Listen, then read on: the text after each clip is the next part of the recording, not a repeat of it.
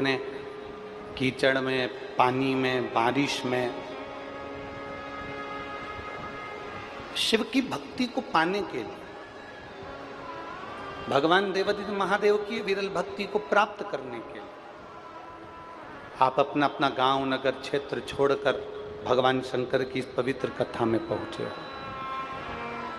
और ध्यान देना, आप भगवान शिव की कथा में पहुंचे हो तो एक ना एक दिन तुम्हारी दुख की घड़ी में मेरा महादेव भी तुम्हारे दरवाजे पर जरूर पहुंचेगा। तेरे मंदिर में आना मेरा काम है और मेरी बिगड़ी बनाना तेरा काम। मैं तेरे मंदिर तक आ तो गया, मुझे दर्श दिखाना तेरा काम। हम उसकी चौखट तक आ भी गए, हम उसके दरवाजे तक पहुंच भी गए, हम उसके द्वार तक आ भी गए, पर दर्श दिखाने की जवाबदारी, बुलाने की जवाबदारी, पहुंचाने की जवाबदारी सब उसकी।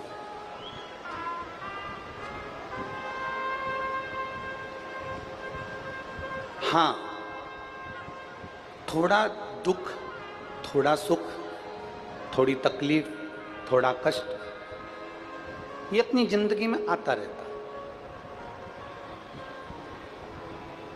ऐसा संसार में किसी का जन्म नहीं हुआ जिसकी जिंदगी में दुख और तकलीफ नहीं आई।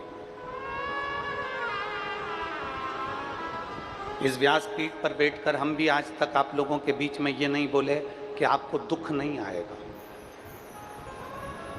हमने कभी ये भी नहीं कहा कि आपको दुख नहीं आएगा। दुख तो हमारे पूर्व के कर्म के अनुसार, हमारे पूर्व के किए हुए कर्म के अनुसार दुख और सुख हमारे सामने आते ही हैं।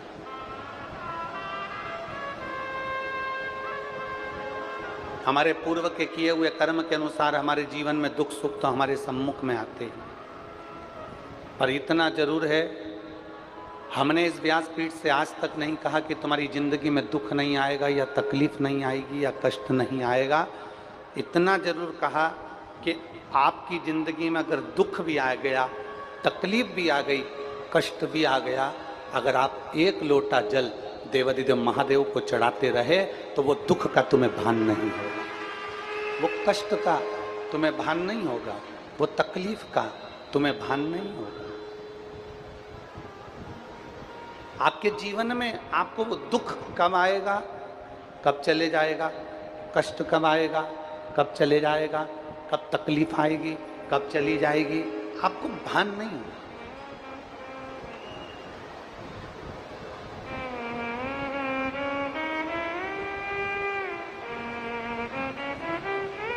अपनी चलती हुई जिंदगी में, अपने चलते हुए जीवन में ये शरीर, हाथ पैर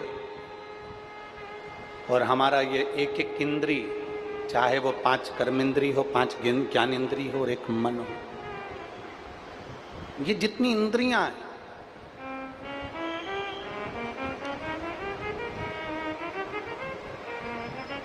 जिंदगी में कभी ना कभी, बहुत लंबी जीवन है, बहुत लंबा जीवन है, उस जीवन में कभी ना कभी तकलीफ जरूर आती है, कष्ट जरूर आता है। पर उस कष्ट में, उस तकलीफ में भगवान देवादिदेव महादेव की अविरल भक्ति को जो धारण कर लेता है, जो शिव तत्व को अपने भीतर उतार लेता है, उसकी जिंदगी में कब तकलीफ आकर चली जाती है, कब दुख आकर चले जाता है, मालूम नहीं पड़ता है। आप कथा सुनने के लिए बैठे हो, आपका मन मान लो कथा में लग गया, आपका चित्त मान लो कथा में लग गया। पड़ोसन क्या बोल रही है, पड़ोसी क्या बोल रहा है, कार्यकर्ता क्या बोल रहे हैं, गार्ड क्या बोल रहे हैं, आपका ध्यान उस पर नहीं जाएगा। ध्यान किसका जाता है? जिसका मन कथा में नहीं लगा, जिसका चित्त कथा में नहीं लगा, जिसका मन भगवान की ओर आसक्त हो गया, जिसका मन मेरे भगवान ओघड़दानी के प्रति समर्पित हो गया, जिसका चित्त भगवान की ओर आसक्त हो जाता है, फिर उसको पास वाला क्या बोल रहा है, पड़ोसी क्या बोल रहा है, रिश्तेदार क्या बोल रहा है, नातेदार क्या बोल रहा है, कुटुंब वाला क्या बोल रहा है, उसके स्मरण में नहीं रहता। एक बार यदि आपका मन, एक बार आपका चित्त, एक बार आपका वृत्ति, एक बार आपका दिल, एक बार आपका बुद्धि, एक बार आपका चित्त अगर परमात्मा में लग गया, एक बार आपका मन यदि भगवान में लग गया, फिर दुनिया क्या कह रही है, दुनिया क्या बोल रही है, आपको उससे मतलब नहीं। मीराबाई का चरित्र कहता है, जहर का प्याला मीराबाई के सामने लाकर रख दिया, कोई दूसरे भेजने वाले नहीं थे, खुद के परिवार वालों ने जहर का प्याला भेज दिया। सांप का पिटारा लाकर रख दिया, कोई दूसरे भेजने वाले नहीं थे, सांप का पिटारा परिवार वालों ने भेज दिया। शेर के सामने ले जाकर खड़ा कर दिया जंगल में, किसी दूसरे ने नहीं भेजा था, रिश्तेदारों ने भेजा था। पर मीराबाई का ध्यान शेर पर नहीं गया, मीराबाई का ध्यान जहर पर नहीं गया, मीराबाई का ध्यान सांप पर नहीं गया। मीरा तो भगवान गिरधर गोपाला के, मेरे ठाकुर के, मेरे कृष्ण के, मेरे कलुआ के, मेरे कृष्ण के भक्ति में ऐसी डूबी रही मीराबाई, ऐसी डूबी रही, ऐसी डूबी रही कि कब जहर अमृत बन गया, कब सांप माला बन गया और कब सिंह पास में से आकर निकल गया, ये मीरा को भी नहीं मालूम पड़ गया।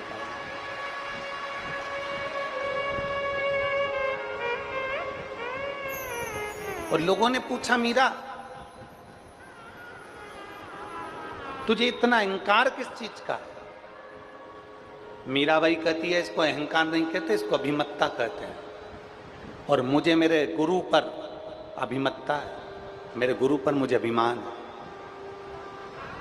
और मुझे एक बड़ो रे अभिमान, गुरु मेरो समरथ है, समरथ है गुरु अमरत है, समरथ है गुरु अमरत है। और मेरो क्या तो करेगो यमराज के गुरु मेरो समरथ। कह दिया गुरु जी ने कि कहीं भी क्रोध नहीं करना, कहीं अपशब्द नहीं कहना, कहीं किसी पर अपशब्दों का बौछार न करिएगा।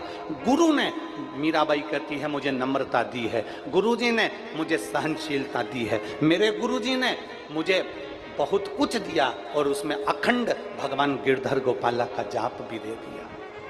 ये मेरे गुरु ने दिया।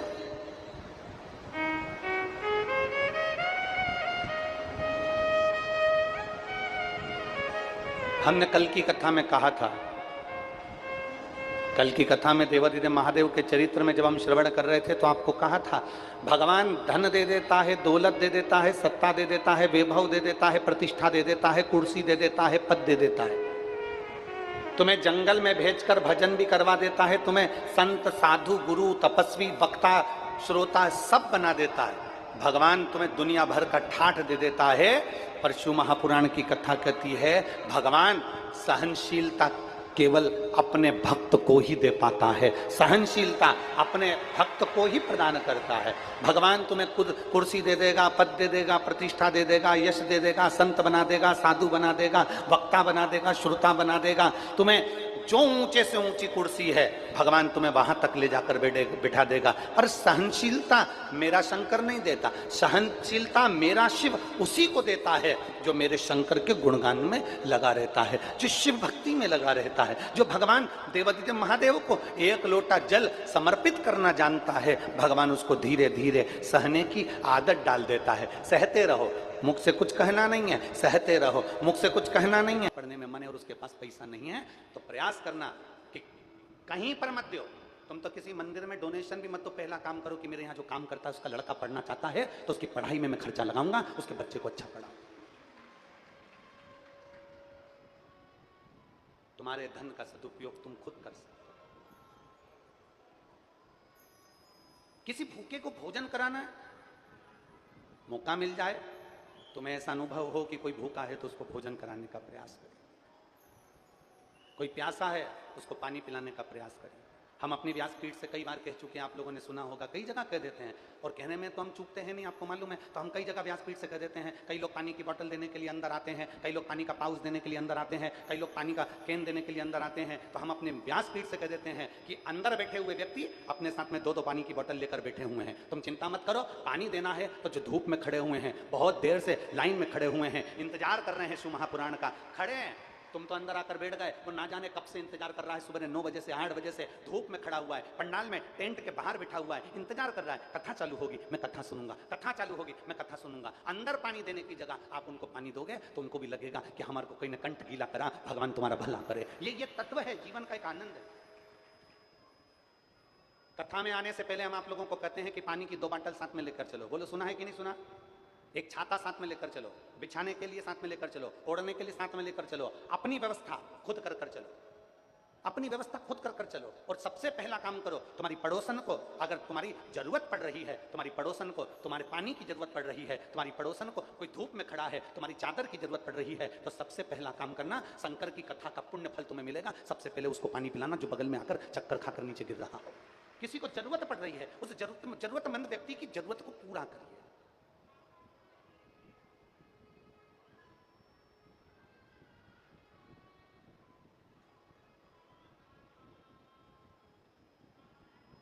कल हमको बहुत अच्छा लगा, हम यहाँ से जा रहे थे, हमने कल पुलिस प्रशासन की भी बहुत वर्णन करा, आज फिर हमने जो कल देखा हमने बहुत अच्छा लगा।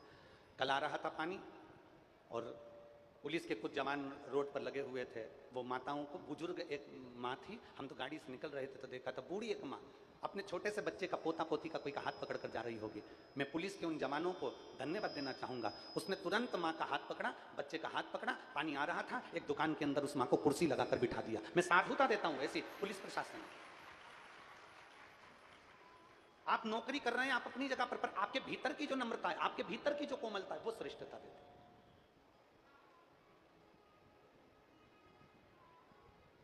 पृथ्वी पर तुम्हारी डिग्री देखी जाती है, एजुकेशन देखी जाती है, तुम्हारा ज्ञान देखा जाता है, और उस परमात्मा के दरवाजे पर ना डिग्री देखी जाएगी, ना एजुकेशन देखी जाएगी, ना तुम्हारा ज्ञान देखा जाएगा। उस परमात्मा के दरवाजे पर तो तुम्हारा निर्मल मन देखा जाएगा, जिस मन से तुमने दुनिया के लिए कुछ किया।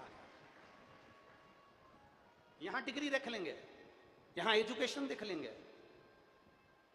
यहां तुम्हारा ज्ञान देख लेंगे, पर उसके दरवाजे पर ना डिग्री, ना एजुकेशन, ना ज्ञान, उसके दरवाजे पर तो केवल अरे मत बुरे कर्म कर बंदे वरना पछताएगा, भगवान की आंखों से तू बच नहीं पाएगा, तू बच नहीं पाएगा।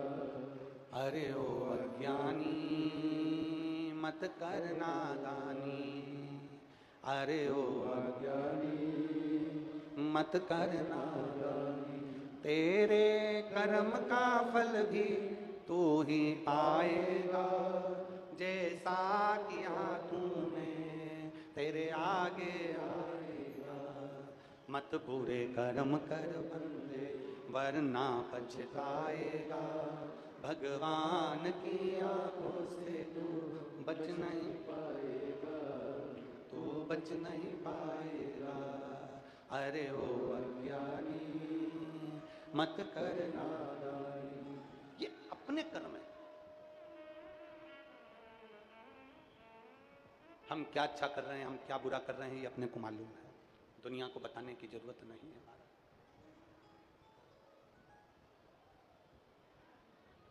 एक बार देवाधिदेव महादेव माता पार्वती जी को प्रदोष के दिन भ्रमण कराने के लिए लेकर गए।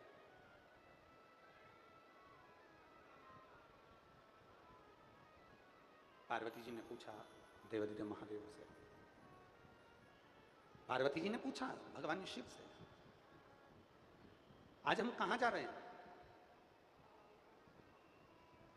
भगवान देवाधिदेव महादेव ने कहा पार्वती आज प्रदोष है, चलो आप और हम आज भ्रमण कर कर आते हैं।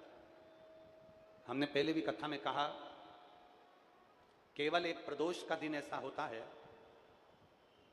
जिस दिन मेरे देवाधिदेव महादेव माता पार्वती जी के साथ में सुबह से लेकर मध्य रात्रि तक मेरे देवादिदेव महादेव प्रदोष काल तक, मेरे शंकर प्रदोष के समय तक मेरे देवादिदेव महादेव अपने भक्तों का कल्याण करने के लिए उनके दरवाजे तक पहुंचते हैं। केवल एक प्रदोष,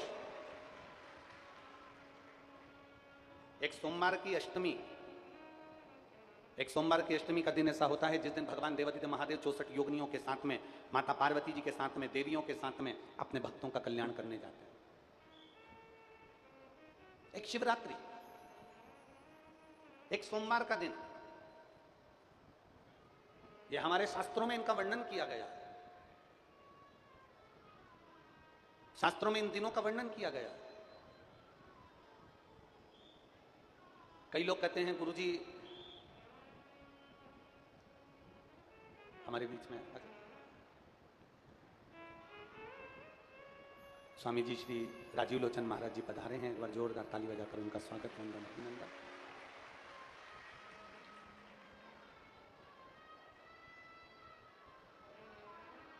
भगवान देवादिदेव महादेव की कृपा, आपका स्नेह,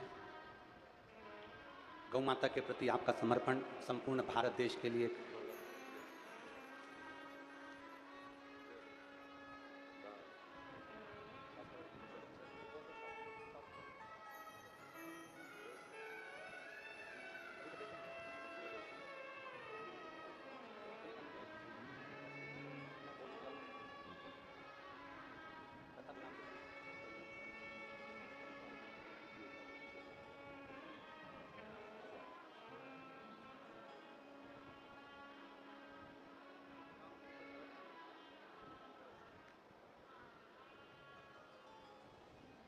गौ माता के प्रति महाराज जी का बड़ा समर्पण रहा है।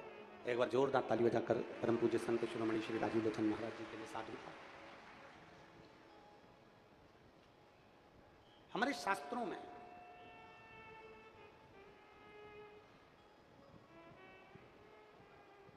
सोमवार की अष्टमी, प्रदोष, शिवरात्रि, सोमवार, इन व्रतों का बड़ा महत्व कहा है, बड़ा महत्व।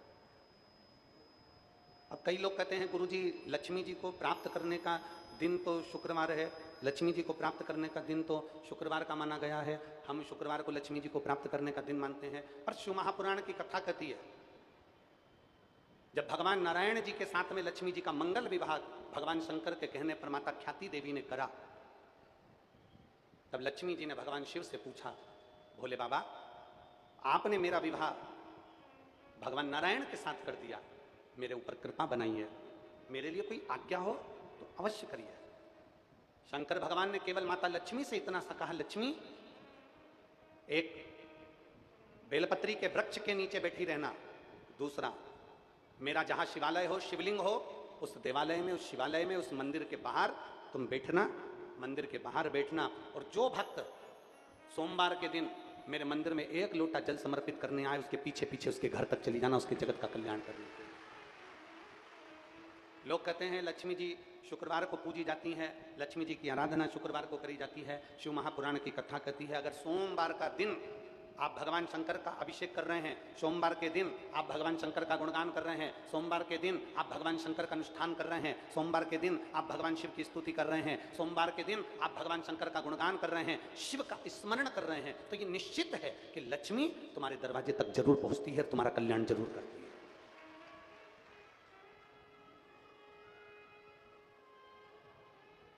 भगवान देवादिदेव महादेव ने माता पार्वती जी से कहा चलो भ्रमण के लिए चलते हैं। प्रदोष का दिन था, प्रदोष का दिन।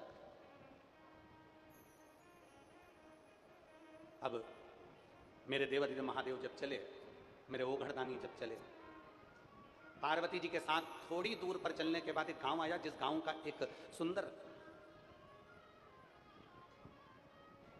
एक शिव भक्त था जिसका नाम रहनु था। शिव जी का एक भक्त जिसका नाम रहनु था। रहनु भगवान देवादिदेव महादेव के मंदिर में सफाई करना, शिव जी के मंदिर को साफ करना, शंकर जी के मंदिर में एक लोटा जल समर्पित करना और शिव के मंदिर को प्रकाशित करना।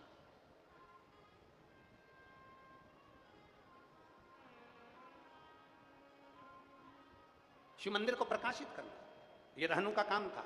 रोज भगवान शंकर के मंदिर में जाता, भगवान शंकर का गुणगान करता, शिव की स्तुति करते करते शिवालय में जाता, भगवान शंकर का नाम लेता रहता। उसके पास में कोई काम नहीं, केवल अपना भरण पोषण करने के लिए मजदूरी करना और मजदूरी करते करते शिव का नाम का उच्चारण करना। श्री शिवाय, भगवान शंकर के नाम का उच्चारण करते रहना, शिवाय शिवाय शिवाय शिवाय शिवाय। शंकर के मूल बिंदु की पूजन कर।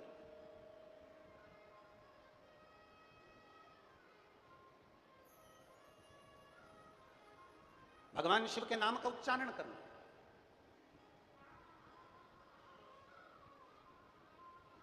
शिव शिव शिव, बाबा बाबा बाबा, शंभु शंभु शंभु, हर हर महादेव, उच्चारण करते रहे।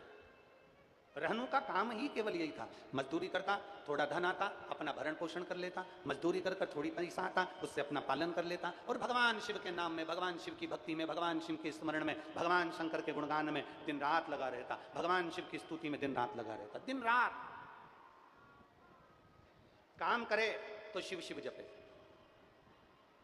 कहीं जाए तो शिव शिव जपे, और कहीं आए तो शिव शिव जपे। वो हमारे शैलेंद्र जी एक लाइन गुनगुनाते हैं बड़े भाव से, वो कहते हैं ना कि ऐसी सुबह न आए, आए ना ऐसी शाम, ऐसी सुबह आए ना ऐसी शाम, जिस दिन जुबां पे मेरी, जिस दिन जुबां पे मेरी आए ना शिव का नाम, ऐसी सुबह आए ना ऐसी शाम, ऐसी सुबह आए ना ऐसी शाम, जिस दिन जुबां पे मेरी, जिस दिन जुबां पे मेरी आए ना शिव का नाम, ऐसी सुबह आए ना ऐसी शाम। रहनु का रोज का नियम, शिव नाम के बिना एक क्षण नहीं जाता, एक क्षण बिना शिव नाम के जाता ही नहीं।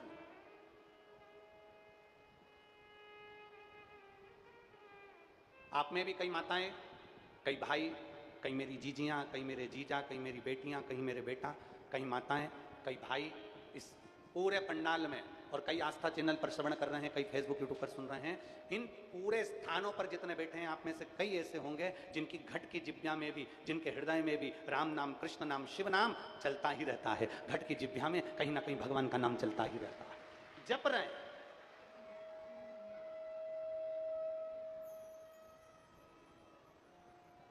उनकी घट की जिब्या में भगवान का नाम चल ही रहा।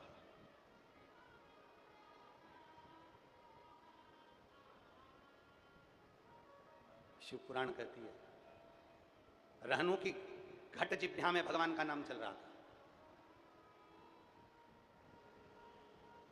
रहनु एक मट्टी का टीला भी उठा लेता है तो उसमें भी शिव का दर्शन करता है। दुनिया में कई लोग ऐसे हैं, दुनिया में कई लोग ऐसे हैं जिनको भगवान भी पत्थर नजर आता है, और दुनिया में कई लोग ऐसे हैं जिनको कंकर में भी शंकर नजर आता है। बोल बम का नारा है, आज जम के बोलो जरा, बोल बम का नारा है।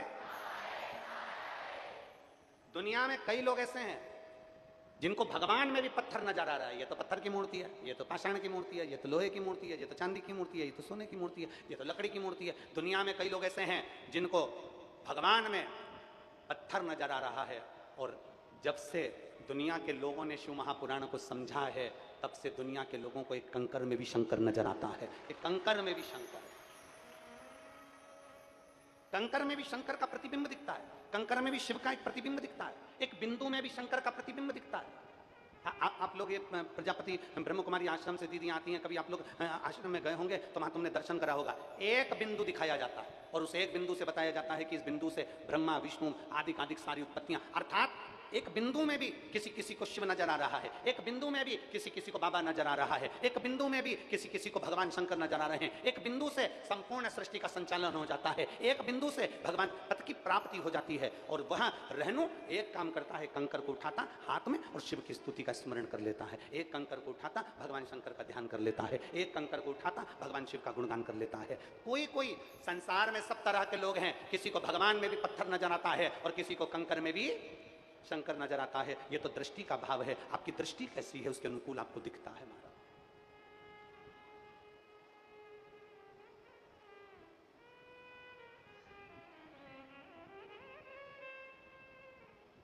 पांव की पायल की डिब्बी, डिब्बी में रखी है पायल।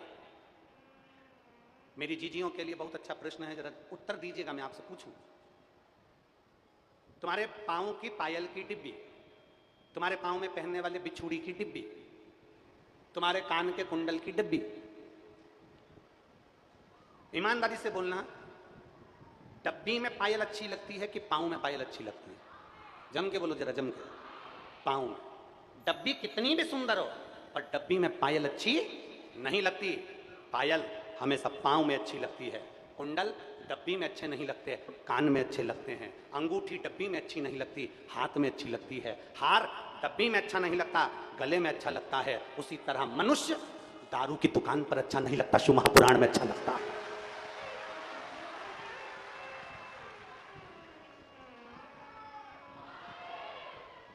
पायल डब्बी में अच्छी नहीं लगती, पांव में अच्छी लगती है, बिछुड़ी पांव में अच्छी लगती है, डब्बी में अच्छी नहीं लगती, हार डब्बी में अच्छा नहीं लगता, गले में अच्छा लगता है, अंगूठी डब्बी में अच्छी नहीं लगती, हाथ में अच्छी लगती है। मनुष्य चौराहे पर नहीं, मदिरा की दुकान पर नहीं, शराब की दुकान पर नहीं, जुए के अड्डे पर नहीं, मनुष्य भगवान के मंदिर में और शिव महापुराण के अंदर बैठेगा तो अच्छा लगता है। या तो वह अपना कर्म करे, या तो वह अपना कर्म करे, दुकान पर बैठे अपनी नौकरी करे, अपनी सर्विस करे, अपना बिजनेस करे, अपना कार्य करे, वहां अच्छा लगेगा। परंतु जो मनुष्य फालतू बैठा रहे, पान की दुकान पर खड़ा हो गया, कहीं किसी की दुकान पर खड़ा हो गया, कहीं चौराहे पर खड़ा हो गया, कहीं कहीं खड़ा हो गया, अपना समय व्यर्थ ना कमाइए। दुनिया में सबसे कीमती चीज है, जितना सोना महंगा नहीं, जितना हीरा महंगा नहीं, जितना धन महंगा नहीं, जितनी संपदाएं महंगी नहीं, जितनी प्रॉपर्टी महंगी नहीं, जितना तुम्हारा जीवन का सारा आभूषण महंगा नहीं, उससे ज्यादा कीमती है तुम्हारा समय। उसको व्यर्थ मत गवा देना, ये वापिस आने वाला नहीं है। सोना वापिस आ जाएगा, चांदी वापिस आ जाएगी, प्रॉपर्टी वापिस आ जाएगी, प्लाट वापिस आ जाएगा, कपड़ा वापिस आ जाएगा, जेवर सारे वापिस आ जाएंगे, पर गया हुआ समय वापिस नहीं आएगा। इस समय की कीमत को समझो, और जिसने इस समय की कीमत को समझ लिया, मेहनत करो, अच्छा कर्म करो, अच्छी एजुकेशन के लिए आगे बढ़ो, खूब दिल लगाकर पढ़ाई करो, जितना बन सकता है अपनी कैपेसिटी से ज्यादा अध्ययन करो, जितना पढ़ सकते हो उतना पढ़ो, जितनी लगन से काम कर सकते हो उतनी लगन से काम करो, जितने इंटरव्यू दे सकते हो ज्यादा से ज्यादा इंटरव्यू दो, जितने कंपटीशन एग्जाम में बैठ सकते हो उतने एग्जाम में बैठो। आगे मेरे भोलेनाथ की मर्जी कि तुम्हें मंजिल तक पहुंचाएगा। आप अपने समय की कीमत ही ना जानो। मेरे पास में सोने की अंगूठी है 10,000 की, 20,000 की, ये कीमत वाली हो सकती है, ये बाद में फिर मिल जाएगी, पर जो समय निकल गया, जो समय चले गया, वो वापस नहीं आएगा। आज कथा का कितना दिन हो गया? जम के बोलो जरा। 5 दिन। कितने दिन बचे? 2। कल का दिन हो जाएगा, परसों का दिन हो जाएगा, 2 दिन की कथा और रहेगी। तुम तुम्हारे घर, हम हमारे घर, भगवान की भक्ति में तुम भी डूबो, भगवान की भक्ति में हम भी डूबे। जो रह गए वो बाद में पछताएंगे, हम तो हमारी दुकान से फुर्सत नहीं मिली इसलिए हम कथा में नहीं जा पाए, हमारे पास में समय नहीं मिला, हम कथा में नहीं पहुंच पाए। अरे शिव महापुराण की कथा कथी, अगर दिन में भी शिव महापुराण की कथा में नहीं जा सकते तो ये शंकर के भक्त रात में भी सत्संग करते हैं, 2 मिनट मिलकर इनके साथ में सत्संग कर सकते हो, भजन कर सकते हो। ये तो गंडई का कुंभ का मेला है। यहां पर ये कुंभ का मेला पूरा हो जाएगा, 30 जून से 6 जुलाई तक विदिशा में प्रारंभ हो जाएगा, गिरधर कॉलोनी में 1 बजे से 4 बजे तक वहां चालू हो जाएगा। ये तो कुंभ का मेला। हम उज्जैन, हम प्रयागराज, हम हरिद्वार, हम नासिक कुंभ के मेले में नहीं पहुंच पाते तो मेरा भोलेनाथ खुद चलकर आकर 7 दिन का कुंभ का मेला लगाकर आप लोगों को शिव भक्ति का आनंद दे जाता है।